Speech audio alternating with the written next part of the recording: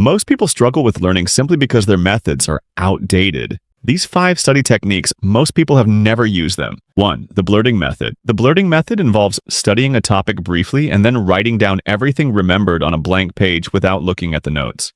The learner then compares what they wrote with the original material to identify gaps in knowledge. This works because it forces large-scale active recall and quickly exposes weaknesses in understanding. However, the method can feel messy or unstructured, which some students find uncomfortable.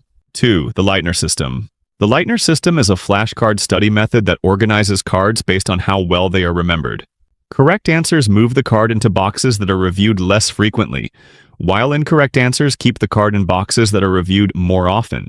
This system works because it automatically prioritizes difficult information while reducing time spent on material that is already known. In practice, it combines elements of both active recall and spaced repetition. Many modern flashcard apps are built on variations of this system. However, it requires consistency, since the benefits appear gradually over multiple study sessions. 3.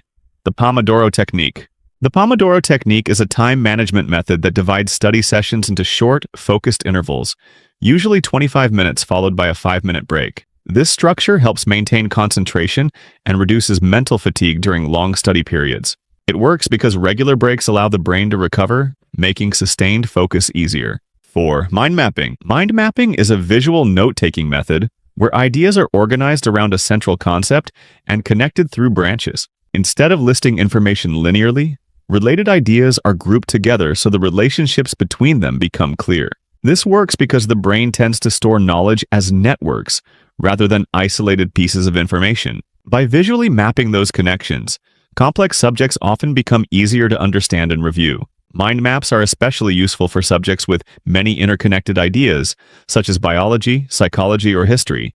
However, they can become cluttered if too many details are added. Understanding connections between ideas is important, but another common challenge appears when students deal with large amounts of reading material. 5. The SQ3R Method. SQ3R is a structured reading technique that stands for Survey, Question, Read, Recite, and Review. The learner first scans the material, then turns headings into questions before reading in search of answers. After reading, the student attempts to recite the key ideas from memory and later reviews the material again. The method works because it transforms reading from a passive activity into an active learning process. Instead of simply recognizing information, the learner continuously interacts with it. Its main limitation is that it takes slightly longer than ordinary reading, which some students initially resist.